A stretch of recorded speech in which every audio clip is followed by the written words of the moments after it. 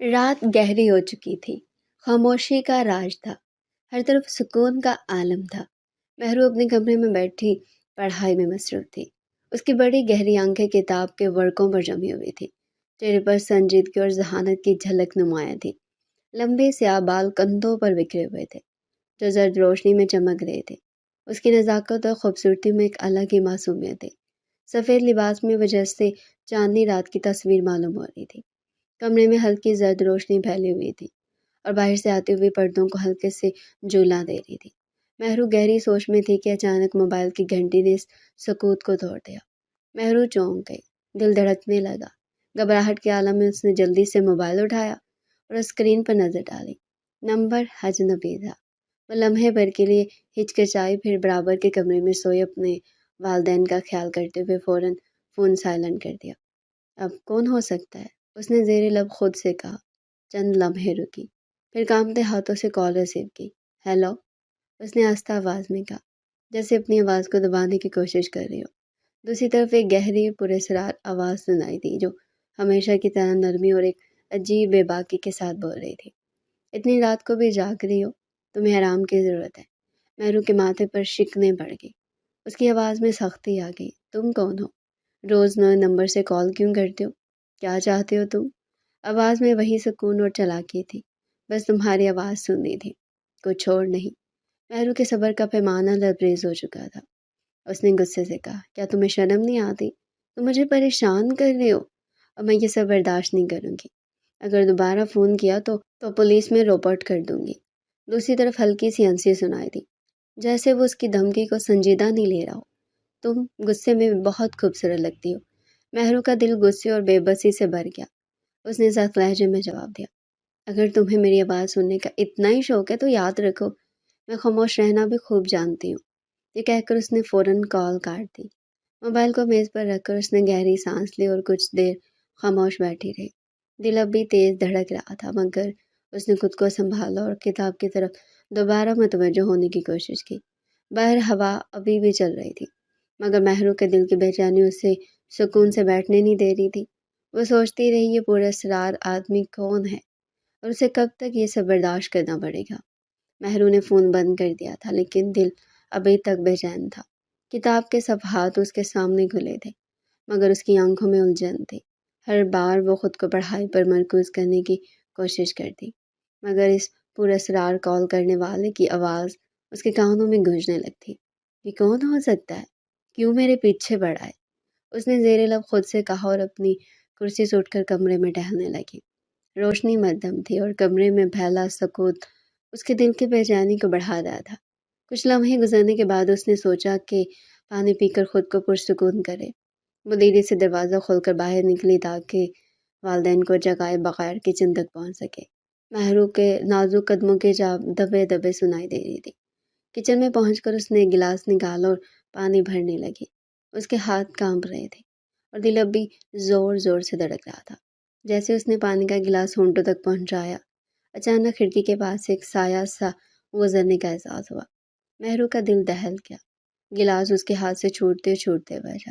اس نے فوراً کھڑکی کی طرف دیکھا، لیکن باہر کچھ صاف نظر نہیں آیا، صرف باغیچے کے درخت ہلکی ہوا کے ساتھ جھوم رہے تھے۔ یہ کیا تھا؟ اس نے تھوک نکلتے ہوئے خود سے کہا، پھر اچانک جیسے کسی نے اس کے پیچھے سے سرگوشی کی ہو، وہ بری طرح گھبرا گئی اور زور سے چیخ نکالی۔ مہرو، کیا ہوا؟ اس کی ماں کی آواز فوراً سنائی دی۔ چند لمحوں میں اس کے والدین وہاں پہنچ گئے۔ اس کے ماں کے چہرے پر فکر کے آثار تھے اور والد کی آنکھوں میں سنجیدگی تھی۔ بیٹا، کیا ہوا؟ اس کی ماں نے اس کے کندھے تھام کر پوچھا۔ وہ کھڑکی کے پاس کوئی تھا، مہرو نے کانپتے ہوئے جواب دیا۔ اس کی آواز لڑکھڑا رہی تھی۔ کہاں؟ والد نے فوراً کھڑکی کی طرف دیکھا اور باہر باغیچے کی طرف جھانکا، لیکن کچھ بھی نہیں تھا۔ ہر طرف سکون تھا، صرف درختوں کی سرسراہٹ اور رات کے حشرات کی آوازیں سنائی دے رہی تھی۔ کچھ نہیں ہے بیٹا، والد نے اسے تسلی دیتے ہوئے کہا، تمہارا وہم ہوگا۔ نہیں بابا، میں نے دیکھا تھا، وہاں کوئی تھا، مہرو ضد کے ساتھ بولی۔ اس کی ماں نے اسے نرمی سے گلے لگایا۔ مہرو بیٹا، تم تھکی ہوئی ہو، شاید زیادہ پڑھائی کی وجہ سے تمہارا دماغ کھیل رہا ہے۔ آؤ ہم تمہیں کمرے تک چھوڑ دیتے ہیں۔ والد نے باغیچے کا ایک اور جائزہ لیا اور تسلی دیتے ہوئے کہا، سب کچھ ٹھیک ہے، پریشان ہونے کی ضرورت نہیں۔ مہرو کو والدین کے ساتھ کمرے تک واپس لے جایا گیا۔ اس کی ماں نے اس کا ماتھا چوما اور کہا، بیٹا اب آرام کرو، اپنی صحت کا خیال رکھو، ہم یہیں ہیں، کچھ بھی ہوگا تو ہمیں فوراً بتانا۔ اس کے والد نے دروازے کی طرف جاتے ہوئے مزید تسلی دی، دروازہ بند کر لو اور سکون سے سو جاؤ۔ مہرو نے سر ہلایا، لیکن اس کا دل اب بھی بے چین تھا۔ وہ بستر پر بیٹھی اور خود کو پرسکون کرنے کی کوشش کرنے لگی۔ کمرے میں ہر چیز ویسی تھی جیسے وہ چھوڑ کر گئی تھی، مگر اس کے دل کے حالات اب بدل چکے تھے۔ چند لمحے گزرے تھے کہ موبائل پر ایک پیغام کی گھنٹی بجی۔ مہرو کا دل ایک بار پھر زور زور سے دھڑکنے لگا۔ اس نے جھجکتے ہوئے موبائل اٹھایا اور اسکرین پر نظر ڈالی۔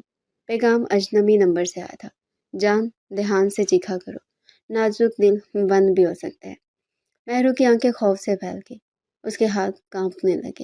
موبائل اس کے ہاتھ سے پھسل کر بستر پر گر گیا۔ یہ کیا ہو رہا ہے؟ یہ کون ہے؟ اس کے ذہن میں ہزاروں سوالات گردش کرنے لگے۔ وہ بستر پر سمٹ کر بیٹھ گئی اور آنکھوں میں خوف کے آنسو بہہ آئے۔ اس کے خوبصورت چہرے پر اب بے بسی اور گھبراہٹ کے سائے تھے۔ رات کے سناٹے میں اب سب کچھ ویسے ہی تھا، مگر مہرو کے دل و دماغ میں ایک طوفان برپا تھا۔ مہرو کی رات بے چینی میں گزری تھی۔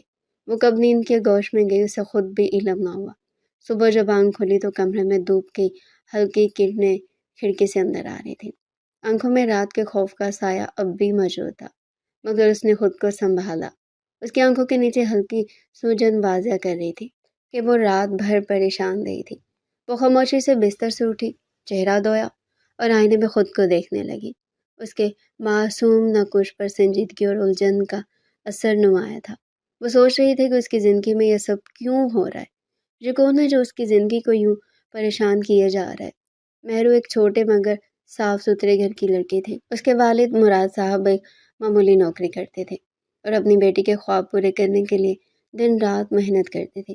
شبانہ بیگم مہرو کی ماں ایک سادہ خاتون تھی جو گھر کو سنبھالے ہوئی تھی۔ مہرو ہمیشہ سے ذہین اور محنتی طالبہ رہی تھی، میٹرک میں بہترین نمبر حاصل کیے تھے، اور یہی وجہ تھی کہ مراد صاحب نے اپنی بیٹی کو مزید پڑھانے کا فیصلہ کیا تھا۔ انہوں نے اپنی جمع پونجی لگا کر اور اضافی کام کر کے مہرو کا قریبی کالج میں داخلہ کروایا تھا۔ مہرو کے خوابوں کو حقیقت بنتے دیکھنا ان کے لیے سب سے بڑی خوشی تھی۔ کالج کا آغاز تو اچھا ہوا، مگر جلدی ایک دن کلاس میں استاد نے اعلان کیا کہ تمام طلباء کو آن لائن لیکچرز اور اسائنمنٹس کے لیے اسمارٹ فون لینا ہوگا۔ یہ خبر سن کر مہرو کے چہرے کی مسکراہٹ ماند بڑھ گئی۔ اس نے فوراً سوچا کہ مراد صاحب کے لیے کتنا مشکل ہوگا۔ وہ جانتی تھی کہ ان کا بجٹ پہلے ہی تنگ ہے اور اس اضافی خرچ کا مطلب ان کے لیے مزید پریشانی ہوگی۔ مہرو نے یہ بات کئی دن تک دل میں رکھی، مگر پھر ہمت کر کے شبانہ بیگم سے ذکر کیا۔ امی، استاد نے کہا کہ ہمیں اسمارٹ فون لینا ہوگا، ورنہ ہم اسائنمنٹس اور کلاسز میں پیچھے رہ جائیں گے۔ شبانہ بیگم نے یہ سن کر گہری سانس لی۔ وہ جانتی تھی یہ ان کے لیے آسان نہیں ہوگا، مگر بیٹی کے خواب ان کے لیے سب کچھ تھے۔ رات کو جب مراد صاحب گھر آئے تو شبانہ بیگم نے ان سے بات کی۔ مراد صاحب نے پہلے تو سوچ میں پڑ کر کچھ دیر خاموشی اختیار کی، پھر مہرو کو اپنے پاس بلایا۔ بیٹا، تمہاری تعلیم ہمارے لیے سب سے اہم ہے، تم فکر نہ کرو، میں جلد تمہارے لیے فون کا انتظام کر دوں گا۔ مراد صاحب نے یہ کہتے ہوئے اس کے سر پر ہاتھ رکھا۔ مہرو کے دل کو سکون تو ملا، مگر اس نے اپنے والد کے چہرے پر بڑھتی ہوئی فکر کو بھی محسوس کیا۔ چند دن بعد مراد صاحب نے اپنی تنخواہ کا کچھ حصہ قرض لے کر اور کچھ اضافی کام کر کے مہرو کے لیے ایک اسمارٹ فون خرید لیا۔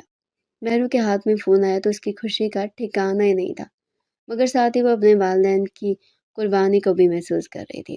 اس نے خود سے وعدہ کیا کہ وہ اس فون کا استعمال صرف اپنی تعلیم کے لیے کرے گی اور اپنی محنت سے اپنے والدین کا سر فخر سے بلند کرے گی۔ لیکن پھر وہ دن آیا جب اس کے نمبر پہ ایک اجنبی کا میسج آیا۔ ابتدا میں مہرو نے اسے نظر انداز کیا، مگر میسیجز کا سلسلہ بڑھنے لگا۔ کچھ دن بعد کالز بھی آنے لگی۔ مہرو نے شروع میں سختی سے منع کیا، مگر وہ اجنبی ہر بار نئے نمبر سے رابطہ کرتا رہا۔ اس کی باتوں میں ایک عجیب سی شائستگی اور نرمی تھی، مگر مہرو کے لیے یہ سب ناقابل برداشت تھا۔ اس کا دل خوف اور الجھن کا شکار رہنے لگا۔ وہ ہر بار خود کو مضبوط کرنے کی کوشش کرتی، مگر وہ اجنبی اپنی باتوں سے اسے بے چین کر دیتا۔ وہ کبھی اس کی خوبصورتی کی تعریف کرتا، کبھی اس کی آواز کی اور کبھی اس کی روزمرہ کی عادات پر تبصرہ کرتا، جسے وہ اس کی زندگی کا ہر لمحہ جانتا ہوں۔ ایک رات مہرو اپنے بستر پر بیٹھی پڑھائی کر رہی تھی جب اس کا موبائل دوبارہ بجا۔ نمبر اجنبی تھا۔ اس نے ہچکچاتے ہوئے کال ریسیو کی اور دوسری طرف سے اسی پراسرار آواز نے کہا، اتنی رات گئے بھی جاگ رہی ہو، خود کا خیال نہیں رکھتی، نازک دل کے لیے سب اچھا نہیں ہے۔ مہرو کا دل زور سے دھڑکا۔ اس نے غصے سے کہا، تمہیں کتنی بار کہا کہ مجھے کال مت کیا کرو، یہ کیا مذاق بنا رکھا ہے؟ دوسری طرف سے ایک ہلکی سی ہنسی سنائی دی۔ یہ مذاق نہیں، محبت ہے۔ محبت؟ مہرو نے غصے سے کہا، تمہارے لیے یہ محبت ہوگی مگر میرے لیے یہ سب ایک خوفناک خواب سے کم نہیں۔ تم کون ہو اور کیوں میرا پیچھا کر رہے ہو؟ یہ سوالات کرنے کی ضرورت نہیں مہرو، بس اتنا جان لو کہ تمہاری ہر مسکراہٹ میرے لیے دنیا ہے۔ مہرو کے لیے یہ سب ناقابل برداشت ہو چکا تھا۔ اس نے کال کاٹ دی مگر اس کے دل کی دھڑکن تیز تھی۔ اس کی آنکھوں میں آنسو تھے اور وہ بے بس محسوس کر رہی تھی۔ وہ سوچتی تھی آخر یہ سب کب ختم ہوگا۔ وہ اپنے کمرے میں بیٹھی خوف اور الجھن میں مبتلا تھی۔ وہ ایک معصوم لڑکی تھی جو اپنے خوابوں کی تعبیر کے لیے محنت کر رہی تھی، مگر یہ پراسرار شخص اس کی زندگی میں ایک طوفان لے آیا تھا۔ اس کی خوبصورتی، اس کی معصومیت، اس کے والدین کی قربانیاں سب اس کے لیے باعث فخر تھی، مگر یہ سب کچھ اب ایک اجنبی کے وجود سے خطرے میں محسوس ہو رہا تھا۔ رات کے سکون میں مہرو کے دل کی بے چینی بڑھتی جا رہی تھی اور اس کی زندگی جیسے ایک سوالیہ نشان بن چکی تھی۔ صبح کی روشنی کھڑکی کے پردوں سے جھانک رہی تھی، لیکن مہرو کے دل میں اب بھی رات کے سائے چھائے ہوئے تھے۔ وہ اپنے بستر پر بیٹھی گمسم تھی، جیسے اس کی سوچیں کسی گہری الجھن میں الجھی ہوئی ہوں۔ اچانک دروازے پر ہلکی سی دستک ہوئی اور چند لمحوں بعد شبانہ بیگم کمرے میں داخل ہوئی۔ ان کے ہاتھ میں کپڑے کا ایک جوڑا تھا جو وہ مہرو کے لیے لائی تھی۔ مہرو بیٹا اٹھو، کالج کا وقت ہو رہا ہے، شبانہ بیگم نے نرم لہجے میں کہا اور کپڑے میز پر رکھ دیے۔ انہوں نے غور سے اپنی بیٹی کو دیکھا جو خاموشی سے بیٹھی ہوئی تھی۔ آنکھوں میں تھکن اور خوف کی جھلک نمایاں تھی۔ کیا بات ہے بیٹا؟ شبانہ بیگم نے اس کے قریب بیٹھتے ہوئے پوچھا۔ ان کا لہجہ محبت اور فکر سے بھرا ہوا تھا۔ کچھ دنوں سے میں دیکھ رہی ہوں تم بالکل بدلی بدلی لگ رہی ہو، کوئی سی رہتی ہو، نہ ٹھیک سے کھاتی ہو نہ ہنستی ہو، کیا بات ہے؟ مہرو نے ان کی طرف دیکھا لیکن کچھ کہے بغیر نظر جھکا لی۔ اس کی خاموشی نے شبانہ بیگم کے دل میں بے چینی پیدا کر دی۔ مہرو بیٹا، مجھ سے کچھ نہ چھپاؤ، آخر ہوا کیا ہے؟ کوئی پریشان کر رہا ہے؟ کالج میں کوئی مسئلہ ہے؟ مہرو نے لب کھولنے کی کوشش کی مگر کوئی الفاظ ادا نہ کر سکی۔ اس کی آنکھوں میں نمی امڑ آئی تھی لیکن وہ خود کو سنبھالنے کی کوشش کر رہی تھی۔ آخرکار اس نے دھیمی آواز میں کہا، کچھ نہیں امی، سب ٹھیک ہے۔ سب ٹھیک ہے؟ شبانہ بیگم نے حیرانی سے کہا، ہاں، ماں ہوں نا تمہاری آنکھوں سے تمہارے دل کا حال سمجھ سکتی ہوں۔ کچھ تو ہے جو تمہیں اندر ہی اندر کھا رہا ہے۔ مہرو نے سر جھکا لیا۔ اس کے دل میں خوف اور الجھن تھی مگر وہ اپنی ماں کو مزید فکر مند نہیں کرنا چاہتی تھی۔ اس نے آہستہ سے کہا، امی کچھ نہیں ہوا، میں ٹھیک ہوں، بس تھوڑا سا تھکی ہوئی ہوں۔ شبانہ بیگم نے گہری سانس لی اور اس کے سر پر ہاتھ رکھا۔ بیٹا اگر کچھ بھی ہو تو مجھے بتانے سے مت گھبرانا، ہم تمہارے ساتھ ہیں ہمیشہ۔ مہرو نے سر ہلایا لیکن دل کی بے چینی کم نہ ہوئی۔ وہ دھیرے سے اٹھی اور تیار ہونے لگی۔ اس نے اپنے آپ کو سنبھالنے کی کوشش کی مگر اس کے چہرے کی سنجیدگی اور آنکھوں کی خاموشی اس کی اندرونی حالت کو ظاہر کر رہی تھی۔ کچھ دیر بعد وہ تیار ہو کر کمرے سے باہر نکلی۔ سفید شلوار قمیض میں وہ بے حد معصوم اور دلکش لگ رہی تھی مگر اس کے چہرے پر پھیلا خوف اس کی خوبصورتی کو دھندلا رہا تھا۔ جیسے اس نے دروازے کی دہلیز پار کی، رات کا وہ منظر اس کی آنکھوں کے سامنے گم گیا۔ کھڑکی کے پاس سایہ، خوف، چیخ، سب کچھ دوبارہ ذہن میں آ گیا۔ اس نے جلدی سے خود کو سنبھالا اور سوچا، یہ سب میرا وہم ہوگا، مجھے نارمل ہونا پڑے گا۔ وہ سر جھٹک کر باہر نکل آئی اور کالج کے لیے روانہ ہو گئی۔ راستے میں وہ خود کو بار بار سمجھانے کی کوشش کر رہی تھی، یہ سب کچھ ٹھیک ہے، مگر اس کے دل کی دھڑکن اب بھی بے ترتیب تھی۔ جب وہ مین سڑک پر پہنچی تو اسے احساس ہوا کہ ایک کالی گاڑی اس کے پیچھے آ رہی ہے۔ اس نے پہلی بار غور نہیں کیا لیکن جیسے جیسے وہ آگے بڑھتی گئی اسے محسوس ہوا کہ وہ گاڑی جان بوجھ کر اس کے پیچھے پیچھے آ رہی ہے۔ یہ میرا وہم تو نہیں؟ اس نے دل ہی دل میں سوچا۔ وہ رک گئی اور پیچھے مڑ کر دیکھا۔ گاڑی بھی چند قدم کے فاصلے پر رک گئی۔ اس کا دل زور سے دھڑکنے لگا۔ وہ جلدی سے آگے بڑھ گئی مگر گاڑی نے پھر سے اس کا پیچھا کرنا شروع کر دیا۔ مہرو کے دل میں خوف نے مزید جگہ بنا لی۔ یہ کیا ہو رہا ہے؟ کیا یہ وہی شخص ہے جو مجھے کال کرتا ہے؟ اس نے خود سے سوال کیا۔ اس کی آنکھوں میں آنسو آنے لگے، مگر اس نے خود کو مضبوط کیا اور سڑک پر موجود لوگوں کو دیکھتے ہوئے خود کو محفوظ محسوس کرنے کی کوشش کی۔ کالج قریب آتے اس نے اپنی رفتار بڑھا دی اور جیسے ہی گیٹ کے اندر داخل ہوئی، اس نے پیچھے مڑ کر دیکھا گاڑی وہیں سڑک پر رکی ہوئی تھی، لیکن اس میں بیٹھا شخص نظر نہیں آ رہا تھا۔ مہرو نے لمبی سانس لی اور جلدی سے کالج کے اندر داخل ہو گئی۔ وہ کلاس روم میں جا کر اپنی نشست پر بیٹھ گئی، مگر اس کے دل کی بے چینی اب بھی قائم تھی۔ اس کے ذہن میں بار بار وہی سوال آ رہا تھا، یہ سب کب ختم ہوگا؟ وقت دھیرے دھیرے گزرنے لگا تھا۔ مہرو کے جانے کے بعد شبانہ بیگم نے اپنے شوہر مراد صاحب سے تمام باتوں کا تذکرہ کیا تھا۔ وہ بھی یہ تمام باتیں سن کر کافی پریشان ہو گئے تھے اور دفتر جانے کا ارادہ مسترد کر کے انہوں نے آج خود مہرو کو کالج سے پک کرنے کے بارے میں سوچا تھا۔ جیسے ہی گھڑی نے ایک کا ہندسہ بجایا تھا، وہ اپنی موٹر سائیکل لے کر کالج کی طرف روانہ ہو گئے تھے۔ ان کا دل ایک عجیب سی بے چینی میں مبتلا تھا۔ شبانہ بیگم نے صبح انہیں مہرو کی حالت کے بارے میں بتایا تھا اور یہ بھی کہا تھا کہ کچھ دنوں سے وہ بہت پریشان اور ڈری ڈری سی لگ رہی ہے۔ مراد صاحب اپنی بیٹی سے بہت محبت کرتے تھے اور ہمیشہ اس کی حفاظت کو اولین ترجیح دیتے تھے، اس لیے آج خود اسے لینے آ گئے۔ مہرو نے گیٹ سے باہر قدم رکھا تو سامنے اپنے والد کو دیکھ کر اسے کچھ سکون ملا۔ ان کا چہرہ ہمیشہ کی طرح سکون اور تحفظ کی علامت تھا۔ وہ جلدی سے ان کے قریب گئی اور خوشی بھری آواز میں بولی، بابا آپ آج؟ مراد صاحب نے محبت بھرے انداز میں اس کی طرف دیکھا اور کہا، ہاں بیٹا آج میں لینے آیا ہوں۔ شبانہ کہہ رہی تھی تم کچھ دنوں سے پریشان ہو، سوچا تمہیں اکیلے آنے نہ دوں۔ یہ سن کر مہرو کے دل کو جیسے کچھ قرار آیا۔ وہ جانتی تھی اس کے والد کی موجودگی میں اس کے ساتھ کوئی بھی مسئلہ نہیں ہو سکتا۔ وہ موٹر سائیکل کے پیچھے بیٹھ گئی اور راستے پر خاموش رہی، لیکن اندر سے اس کا دل مختلف خیالات کی اماجگاہ بنا ہوا تھا۔ راستے میں مراد صاحب نے کئی بار آئینے میں اپنی بیٹی کو دیکھا۔ وہ کچھ کہنا چاہتے تھے لیکن انہیں لگا یہ وقت مناسب نہیں۔ وہ جانتے تھے مہرو ان سے بہت قریب ہے اور جو بھی مسئلہ ہوگا وقت آنے پر وہ بتا دے گی۔ جب وہ گھر پہنچے تو مہرو نے دروازے کے قریب ایک ڈبہ اور گلدستہ رکھا ہوا دیکھا۔ اس کا دل بری طرح سے دھڑک اٹھا تھا۔ وہ ان تمام چیزوں کو دیکھتے ہی سمجھ گئی تھی کہ یہ تماشا لگانے والا شخص کون ہے۔ وہ لمحے بھر کے لیے رک گئی۔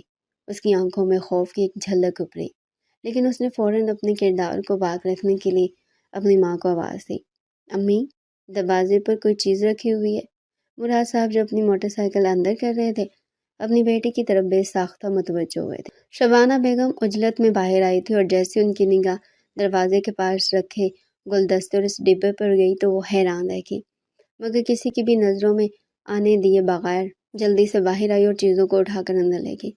انہوں نے حیرت سے گلدستہ اور ڈبہ دیکھا۔ ڈبہ کھولنے پر انہیں ایک مہنگی گھڑی ملی اور گلدستے کے ساتھ ایک خوبصورت کارڈ۔ شبانہ نے کارڈ کھولا تو اس میں لکھا تھا، میری دنیا تم ہو، تمہارے بغیر کچھ بھی مکمل نہیں، تمہارے لیے ہر خوشی لانے کا وعدہ کرتا ہوں۔ یہ جملے پڑھ کر شبانہ کا چہرہ سرخ ہو گیا۔ انہوں نے فوراً کارڈ مراد صاحب کی طرف بڑھایا۔ مراد صاحب نے کارڈ پڑھا اور ان کی آنکھوں میں ایک ساتھ غصہ اور شک کی کیفیت ظاہر ہوئی۔ انہوں نے گہری نظر سے مہرو کی طرف دیکھا اور سخت لہجے میں کہا، یہ کیا ہے مہرو؟ یہ کون بھیج رہا ہے؟ مہرو کو ایسا لگا جیسے زمین اس کے پاؤں کے نیچے سے کھسک گئی ہو۔ وہ گھبرا گئی اور اس کی زبان سے کوئی جواب ہی نہیں نکل سکا۔ بابا میں نہیں جانتی یہ کس نے بھیجا ہے، اس نے کانپتے ہوئے کہا، لیکن اس کی آواز بے حد کمزور تھی۔ مراد صاحب نے سخت لہجے میں کہا، یہ ایسے ہی کوئی نہیں بھیجتا، صاحب بتاؤ کیا بات ہے، تم کیا چھپا رہی ہو؟ شبانہ بیگم نے بھی غصے سے کہا، مہرو ہم تمہارے ماں باپ ہیں، اگر کوئی مسئلہ ہے تو ہمیں بتاؤ، آخر یہ سب کیا ہو رہا ہے؟ مہرو کا دل تیزی سے دھڑک رہا تھا۔ وہ کچھ کہنے کی کوشش کر رہی تھی لیکن الفاظ اس کا ساتھ چھوڑ چکے تھے۔ اس کی آنکھوں سے آنسو بہنے لگے۔ وہ بے بسی سے اپنی ماں اور باپ کی طرف دیکھتی رہی لیکن کوئی جواب نہ دے سکی۔ آخرکار اس نے روتے ہوئے کہا، مجھے کچھ نہیں معلوم، میں کچھ نہیں جانتی، بس مجھے اکیلا چھوڑ دیں۔ یہ کہہ کر وہ اپنے کمرے کی طرف بھاگ گئی اور دروازہ بند کر لیا۔ اندر جا کر وہ بستر پر گر گئی اور زور زور سے رونے لگی۔ اس کا دل مختلف قسم کے خوف اور سوالات سے بھرا ہوا تھا۔ باہر شبانہ بیگم اور مراد صاحب ایک دوسرے کو پریشان نظروں سے دیکھ رہے تھے۔ مراد صاحب نے سختی سے کہا، مجھے کچھ سمجھ نہیں آ رہا، آخر یہ سب ہو کیا رہا ہے؟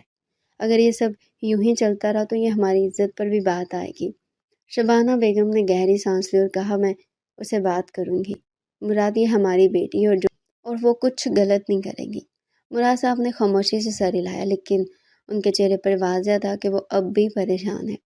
वो सेहन में जाकर बैठ गए और गहरे ख्यालों में गुम हो गए। दूसरी तरफ महरू के मोबाइल पर एक और पैगाम आया, डरने की ज़रूरत नहीं, मैं हमेशा तुम्हारे साथ हूँ। ये पैगाम देखकर महरू के हाथ कांपने लगे। उसने जल्दी से फ़ोन बंद कर दिया और कंबल में छुप गई। उसके दिल में खौफ मज़ीद गहरा हो गया था। वो सोच रही थी, ये सब कब ख़त्म होगा? ये कौन है जो मेरी ज़िंदगी को इस तरह तबाह कर रहा है? उसे समझ नहीं आ रहा था कि वो ये सब अपनी माँ और बाप को कैसे बताए। वो जानती थी कि ये मसला बढ़ रहा है, लेकिन उसके पास ना कोई हल था और ना ही कोई रास्ता। मुराद साहब और शबाना बेगम सारा दिन बेचैन थे। महरू का कमरे से बाहर ना आना और मुसलसल चुप रहना उन्हें अंदर से हिला रहा था। शबाना बेगम ने कई बार उसे खाने के लिए बुलाया, लेकिन हर बार वो सिर्फ यही कहती, अम्मी मुझे भूख नहीं है, आप मुझे अकेला छोड़ दें। मुराद साहब ये सब सुनकर मज़ीद बेचैन हो गए थे। शाम के वक्त जब महरू ने कमरे का दरवाज़ा भी बंद कर लिया और ना किसी से बात की तो ना ही कोई आवाज़ निकाली, तो वह मज़ीद बर्दाश्त न कर सके। उन्होंने गुस्से से कहा, ये बच्ची हमसे आखिर क्या छुपा रही है? शबाना, मैं अब इंतज़ार नहीं कर सकता, मुझे कुछ कहना होगा, वरना ये खुद को मज़ीद नुकसान पहुंचा देगी। शबाना ने आहिस्ता से कहा, मुराद, मुझे लगता है कि महरू बहुत परेशान है, हमें इस पर दबाव डालने के बजाय उसे आराम से संभालना चाहिए।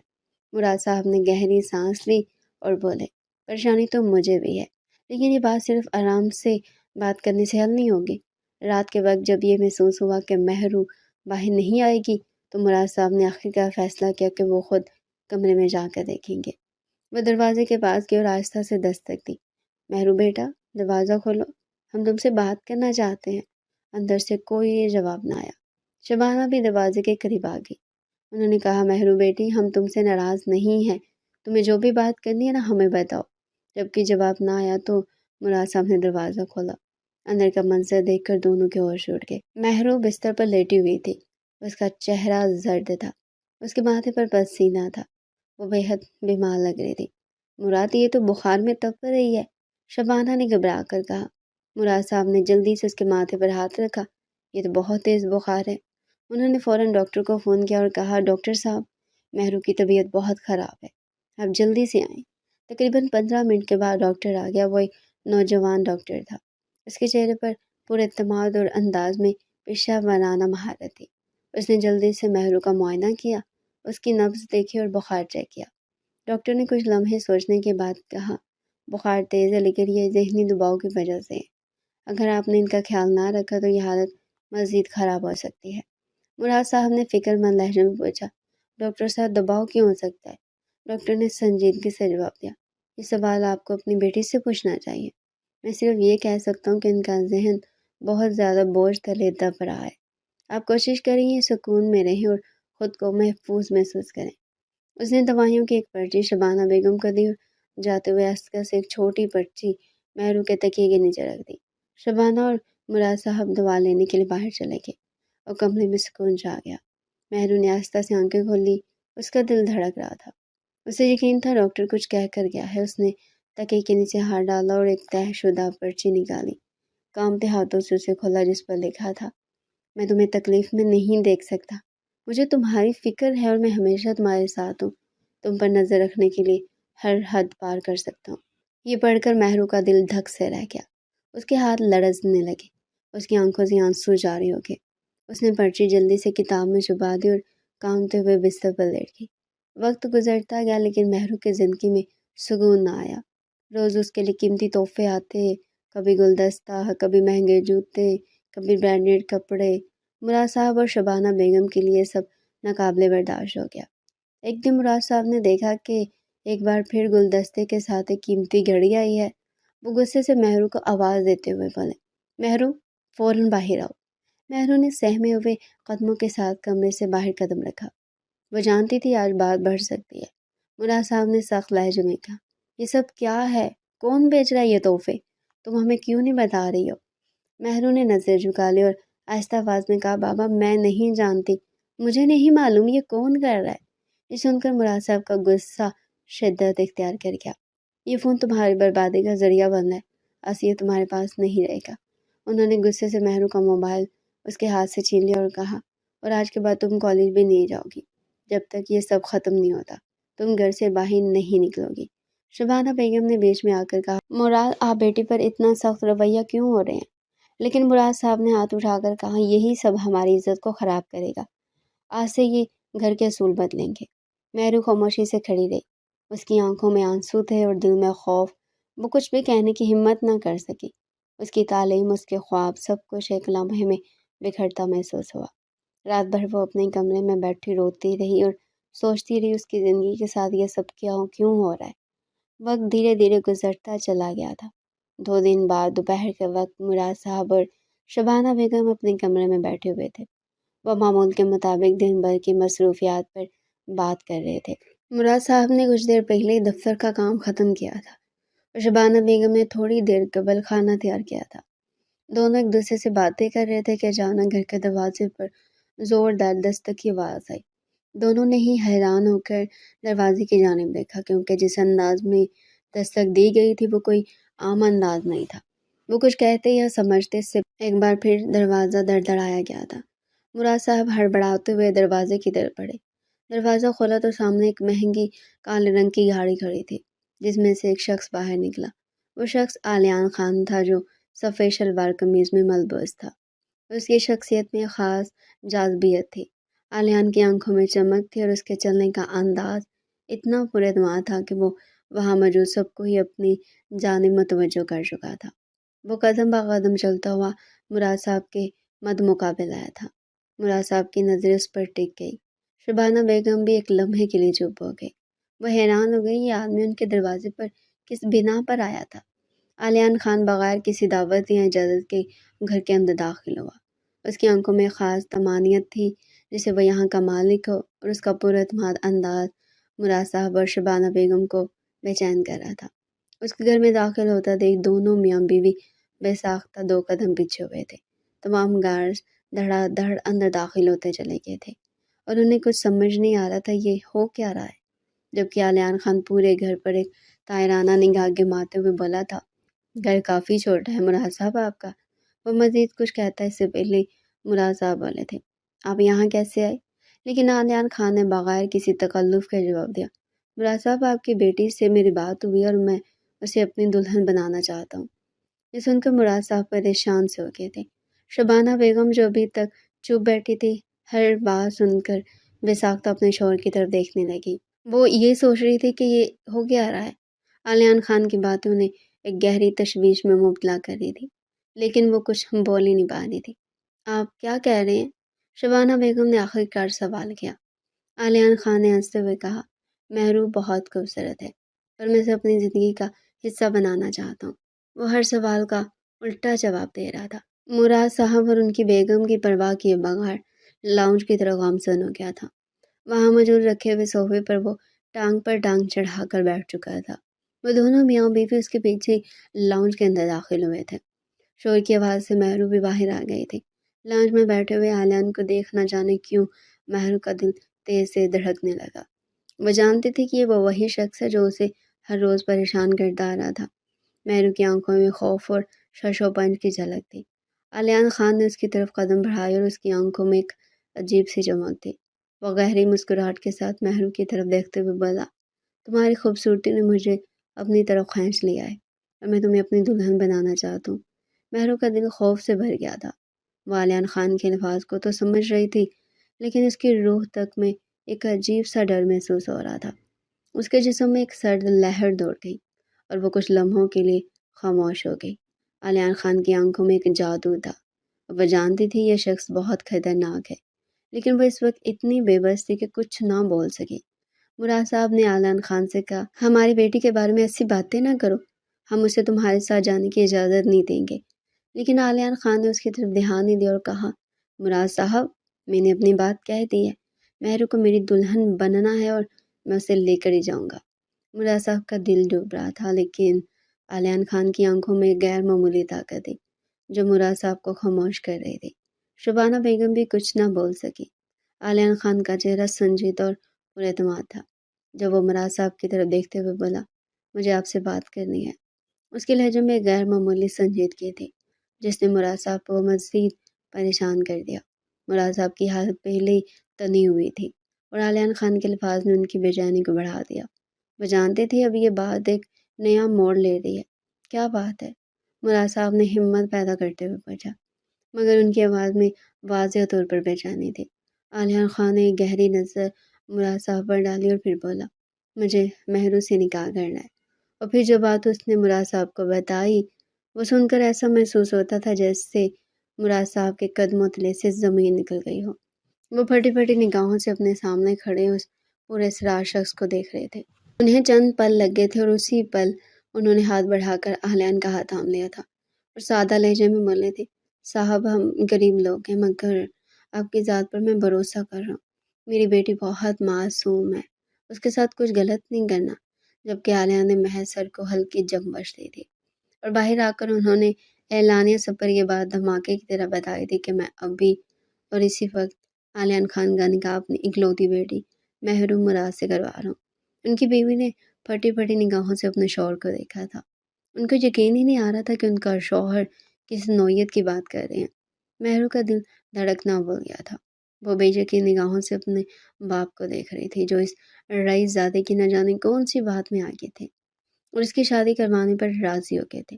وہ تڑپ کر شبانہ بیگم کی جانب دیکھتے ہوئے بولی تھی، ماما پلیز میں ایسا نہیں چاہتی۔ مہرو نے روتے ہوئے کہا، میں عالیان خان سے شادی نہیں کر سکتی۔ لیکن مراد صاحب نے اس کی ایک نہ سنی اور سخت لہجے میں کہا، اب تمہاری رائے کچھ اہم نہیں ہے، تمہاری شادی کا فیصلہ ہو چکا ہے۔ مراد صاحب نے عالیان خان سے کہا، چلے ہم آج ہی تمہارا نکاح مہرو سے کر دیتے ہیں۔ عالیان خان نے ایک مسکراہٹ کے ساتھ سر ہلایا۔ وہ اپنے فیصلے میں پورے طور پر پراعتماد تھا۔ اس نے مہرو کی طرف ایک سخت نگاہ ڈالی اور پھر کہا، شادی کے بعد تم میری ہوگی اور تمہیں میری زندگی کا حصہ بننا پڑے گا۔ مہرو نے آہستہ سے سر جھکایا۔ اس کا دل بہت ٹوٹ چکا تھا۔ وہ جانتی تھی وہ اب اس فیصلے سے بچ نہیں سکتے تھے۔ اس کے دل میں ایک غم کی لہر دوڑ گئی۔ اس کی آنکھوں سے مزید آنسو بہنے لگے۔ چند پل بعد ہی تمام انتظامات پورے ہو گئے تھے۔ مولانا اور گواہوں کے درمیان مہرو عالیان خان بن گئی تھی اور وہ کچھ نہیں کر پائی تھی۔ اس کے تمام خواب چکنا چور ہو گئے تھے۔ اس کو اپنا آپ ختم ہوتا محسوس ہو رہا تھا۔ دل چاہتا تھا کہ وہ کہیں دور چلی جائے جہاں پر یہ تماشا نہ ہو۔ نہ جانے یہ شخص کون تھا جو اس کی زندگی میں زہر گھولنے کے لیے آ چکا تھا۔ نکاح ہونے کے بعد مراد صاحب نے رخصتی دے دی تھی اور عالیان خان جتنی مغروریت سے آیا تھا اتنی مغروریت سے اپنی بیوی کو بیاہ کر اپنے ہمراہ اپنے محل کی طرف روانہ ہو گیا تھا۔ گاڑی کی خاموشی میں ہر لمحہ گزر رہا تھا اور مہرو کے دل کی بے چینی بڑھتی جا رہی تھی۔ وہ کھڑکی سے باہر دیکھتے ہوئے آنکھوں میں آنسو لیے خاموش بیٹھی تھی، جیسے ہر منظر سے خود کو جدا کر رہی ہو۔ اس کے دل میں ایک خلاق تھا اور وہ خود سے سوال کر رہی تھی، یہ سب کیا ہو رہا ہے؟ کیوں اس کی زندگی میں اتنے سارے فیصلے ایسے آ گئے جو اس نے کبھی نہیں چاہے تھے؟ لیکن ان سب سوالات کے باوجود وہ خاموش تھی، جیسے کچھ بھی نہیں ہو رہا۔ اس کے رونے کی آہستہ آہستہ سنائی دینے والی آواز عالیان کے کانوں تک پہنچی اور وہ بے اختیار اس کی طرف دیکھنے لگا۔ عالیان خان نے ایک نظر اس کی طرف ڈالی، پھر غصے میں کہا، کیا تمہیں سمجھ نہیں آ رہا یہ سب تمہاری زندگی کا حصہ ہے اور تمہیں اس کا سامنا کرنا ہوگا؟ مہرو نے سر نیچے کر لیا اور پھر خود کو سنبھال کر منہ پھلا کر ایک طرف دیکھنے لگی۔ اس کا دل تکلیف میں ڈوبا تھا لیکن وہ کچھ بول نہیں پائی۔ اس کی خاموشی عالیان کے دل میں ایک عجیب سا رد عمل پیدا کر رہی تھی، جیسے وہ جانتا تھا کہ وہ پریشان ہے لیکن پھر بھی وہ اپنی باتوں کو سچ مانتے ہوئے کہہ رہا تھا۔ عالیان کی آنکھوں میں غصہ اور غم دونوں تھے۔ اس کا دل مہرو کے درد کو سمجھ رہا تھا مگر وہ اس دکھ کا سامنا کرنے کے لیے مجبور تھا۔ وہ اس کا ہاتھ پکڑتے ہوئے بولا، تمہیں اس کا سامنا کرنا ہوگا مہرو، تمہیں اس سب سے گزرنا پڑے گا، یہ تمہاری تقدیر ہے۔ مہرو اس کی باتوں کو سن کر مزید رونے لگی اور اس کے اندر ایک عجیب سی بے بسی محسوس ہوئی۔ وہ سوچ رہی تھی کہ یہ سب کیوں ہو رہا ہے۔ اس کے دل میں ایک ہی سوال تھا، کیا میری تقدیر یہی تھی؟ گاڑی کی رفتار کے ساتھ ساتھ اس کا دل اور زیادہ تیز دھڑکنے لگا اور وہ سوچنے لگی کہ اس نئے راستے پر جانے کے لیے اسے کس حد تک تیار ہونا ہوگا۔ رخصتی کے وقت جب مہرو اپنے والدین کے ساتھ گلے مل رہی تھی، اس کی آنکھوں میں بے بسی اور غم کی جھلک تھی۔ اس کے والدین کی آنکھوں میں محبت اور پیار کی گہری لکیریں تھیں، لیکن ان کے چہروں پر بھی ایک طرح کا غم تھا۔ جیسے وہ اپنی بیٹی کو چھوڑنے کے لیے تیار نہیں تھے۔ بیٹا تمہیں بہت یاد کریں گے، مراد صاحب نے آہستہ سے کہا، ہمیشہ خوش رہنا۔ مہرو کی آنکھوں سے ایک قطرہ آنسو گرا اور اس نے کہا، ماما بابا میں یہ نہیں چاہتی۔ اس کی آواز میں بے بسی اور خوف تھا، لیکن وہ جانتی تھی کہ اب اس کے پاس کوئی اور راستہ نہیں تھا۔ اہلیان کے ساتھ گاڑی میں بیٹھتے ہی مہرو کا دل ایک عجیب کشمکش میں مبتلا ہو گیا۔ گاڑی کی کھڑکی سے باہر کے منظر کو دیکھتے ہوئے وہ سوچ رہی تھی کہ شاید یہ سب ایک خواب ہو، لیکن جیسے ہی وہ اہلیان کے بنگلے میں پہنچے، مہرو کو یہ دیکھ کر دھچکا لگا کہ یہ چھوٹا سا گھر نہیں بلکہ ایک بہت بڑا شاندار بنگلہ تھا۔ اس کا دل چھوٹا سا ہوا اور وہ کچھ لمحوں کے لیے وہاں کی خوبصورتی میں گم ہو گئی۔ عالیہ نے اس کا ہاتھ پکڑتے ہوئے مسکرا کر کہا، یہ گھر اب تمہارا ہے مہرو۔ مہرو نے اس کے چہرے کی طرف دیکھا اور پھر بنگلے کی طرف۔ اس کے دل میں ایک عجیب سی گھبراہٹ تھی، لیکن اس کے لبوں پر ایک ہلکی سی مسکراہٹ تھی۔ وہ جانتی تھی کہ اب اسے اپنی زندگی کے اس نئے باب کو کھولنا ہوگا، لیکن پھر بھی دل میں خوف تھا۔ وہ الیان کے ساتھ نئے راستے پر قدم رکھنے جا رہی تھی، لیکن اس کی نظریں ابھی تک پیچھے مڑ کر اپنے والدین کو ڈھونڈ رہی تھی۔ عالیہ نے مہرو کے ہاتھ کو پکڑ کر کہا، یہ اب تمہارا گھر ہے اور تمہیں یہاں خوش رہنا ہوگا۔ مہرو نے گہری سانس لی اور آخری بار پیچھے مڑ کر اپنے والدین کی تصویر دل میں سجائی۔ پھر وہ عالیان کے ساتھ اس نئے سفر پر گامزن ہوگی۔ اس کے ذہن میں بے شمار سوالات اور غم تھے، لیکن اس نے اپنے دل کو مضبوط کرتے ہوئے ان سب کو دھیما کر دیا۔ عالیہ نے مہرو کا ہاتھ تھاما تھا اور اسے اپنے ساتھ لے کر اپنے کمرے کی طرف بڑھ گیا تھا۔ ایک پل کے لیے مہرو کا دل کیا کہ وہ اس کا ہاتھ جھٹک دے اور یہاں سے بھاگ جائے، لیکن اس نے اپنے آپ پر قابو رکھا تھا۔ عالیہ نے اس کو اپنے ساتھ لے کر کمرے میں آیا تھا۔ وہ کچھ سمجھتے اس سے پہلے اس کے اوپر لال گلاب کی برسات ہونا شروع ہو گئی تھی، جبکہ وہ بے یقین سی کمرے کی سجاوٹ کو دیکھ رہی تھی۔ کمرہ لال گلاب سے خوبصورت انداز میں سجایا ہوا تھا۔ ابھی وہ آگے بڑھتی اس سے پہلے عالیان اس کے قدموں میں بیٹھا تھا۔ وہ شاندار شخص جو کبھی کسی کے سامنے جھکتا نہیں تھا، آج اپنی محبت کو اعتماد میں لینے کے لیے اس کے قدموں میں بیٹھ گیا تھا۔ وہ مہرو کا ہاتھ تھامتے ہوئے محبت سے لبریز لہجے میں بولا تھا، میں جانتا ہوں مہرو، میں نے تمہارے لیے بہت مشکلات پیدا کی ہیں، تمہیں میسیجز کر کے کال کر کے بہت پریشان کیا، لیکن میں بے بس ہو گیا تھا۔ میں تم سے بات کرنا چاہتا تھا، تمہاری آواز سننا چاہتا تھا، مگر مجھے معلوم ہی نہیں تھا میرا تحفہ بھیجنا تمہارے لیے مشکل پیدا کر دیں گے۔ لیکن اب ہم دونوں ایک ہیں، تمہیں پریشان ہونے کی ضرورت نہیں ہے۔ تمہارے بابا کو میں یقین دلا کر آیا ہوں کہ میں ان کی بیٹی کا خیال رکھوں گا۔ میں نے ان سے وعدہ کیا کہ میں تمہیں کوئی تکلیف نہیں دوں گا، اور میں ابھی تک اپنے وعدے پر قائم ہوں، بس تمہارے ساتھ کی ضرورت ہے۔ یہ بول کر اس نے مہرو کے ہاتھ کی پشت پر اپنے لب رکھے تھے، جبکہ مہرو کا پورا وجود سنسنا اٹھا تھا۔ وہ ابھی تک جو خوف میں مبتلا تھی، نہ جانے کیوں اس کا خوف چھٹتا جا رہا تھا، لیکن اس نے کوئی بھی بات نہیں کہی تھی۔ وہ رات ان دونوں کے لیے خوبصورت ثابت ہوئی تھی۔ عالیہ نے لمحہ بہ لمحہ مہرو کو اس بات کا یقین دلایا تھا کہ وہ لڑکی محض ایک لڑکی نہیں ہے، بلکہ عالیان خان کی پوری دنیا ہے، جب کہ وہ بھی تمام برے وقت کو بلا کر اپنی زندگی کا آغاز کر گئی تھی۔ اسے محض نفرت، غصہ اور ناراضگی ایک بے وقوفی لگی تھی۔ جب عالیان معافی مانگ رہا تھا اور یقین دلا رہا تھا کہ وہ اس کے ساتھ محبت سے پیش آئے گا، تو اس نے بھی قدم پیچھے نہیں لیے تھے، بلکہ اس کے ساتھ ہاتھ سے قدم بہ قدم ملا کر نئی زندگی کا آغاز کر دیا تھا۔ اگلی صبح ہی وہ دونوں تیار ہو کر مراد صاحب اور شبانہ بیگم سے ملاقات کے لیے گئے تھے، جبکہ اپنی بیٹی کو مطمئن اور خوش دیکھ کر مراد صاحب کے دل کو ڈھیر اور ڈھیر سکون ملا تھا۔ ان کی آنکھوں کے سامنے کل کا منظر لہرایا تھا، جب عالیہ نے ان کا ہاتھ تھام کر انہیں یقین دلایا تھا کہ وہ مہرو کا بہت خیال رکھے گا، اس سے بہت محبت کرے گا، اس کو زندگی کی ہر آسائش دے گا، اور اگر اب میرا نکاح مہرو کے ساتھ ابھی اور اسی وقت نہیں کریں گے تو میں تمام محبت کو بلا کر ایک نفرت کا آغاز کروں گا۔ آپ جانتے میں سب کر سکتا ہوں۔ جبکہ مراد صاحب بھی تھوڑا گھبرا گئے تھے۔ والیان کی طاقت اور پیسہ دیکھ کر سمجھ گئے تھے یہ آدمی عام نہیں ہے، لیکن اپنی بیٹی اس کے حوالے کرنا بھی آسان نہیں تھا۔ مگر جب وہ وعدہ کر رہا تھا تو انہوں نے بھی سمجھوتا کرنے کے بارے میں سوچ لیا تھا۔ بے شک ایک باپ کے لیے یہ وقت بہت زیادہ مشکل ہوتا ہے، لیکن انہوں نے سمجھداری کا مظاہرہ کیا تھا۔ ایک نہ ایک دن مہرو کی شادی ہونی ہی تھی۔ اگر عالیان اس کو پسند کر رہا تھا تو اسے محبت کا اظہار کر رہا تھا، تو انہوں نے اپنی بیٹی کا ہاتھ عالیان کے ہاتھ میں دینے سے گریز نہیں کیا تھا۔ جبکہ آج اپنی بیٹی کو مطمئن اور اپنے دماغ کے ساتھ کچھ دیکھ کر ان کے چہرے پر بھی مسکراہٹ آ گئی تھی۔ اور اکیلے میں انہوں نے اپنی بیٹی سے معافی بھی مانگی تھی کہ انہوں نے اس کی اجازت کے بغیر اس کا نکاح ایک ایسے انسان سے کر دیا تھا جسے بہت سے زیادہ خوف زدہ تھی، مگر وہ اپنے بابا کا ہاتھ تھام کر نفی میں سر ہلاتے ہوئے محض ایک بات بولی تھی: آپ کو شرمندہ ہونے کی ضرورت نہیں ہے، آپ نے میرے لیے وہ منتخب کیا جس کا کوئی نعم البدل نہیں ہے، میں آپ کی ہمیشہ شکر گزار رہوں گی۔ جبکہ وہ جو دور بیٹھا اپنی بیوی کو اپنے سسر سے بات کرتا ہوا دیکھ رہا تھا، اس کے چہرے پر یکدم مسکراہٹ آئی تھی۔ اس کا بس نہیں چل رہا تھا وہ اپنی ساری زندگی سجدے میں گزار دے۔ اس کو یقین ہی نہیں آ رہا تھا اس کی محبت اس کو اتنی آسانی سے حاصل ہو گئی ہے۔ اور بے شک جو لوگ نکاح کرتے ہیں، اپنی محبت کو حلال کرتے ہیں، اللہ اس محبت میں برکت ڈال ہی دیتے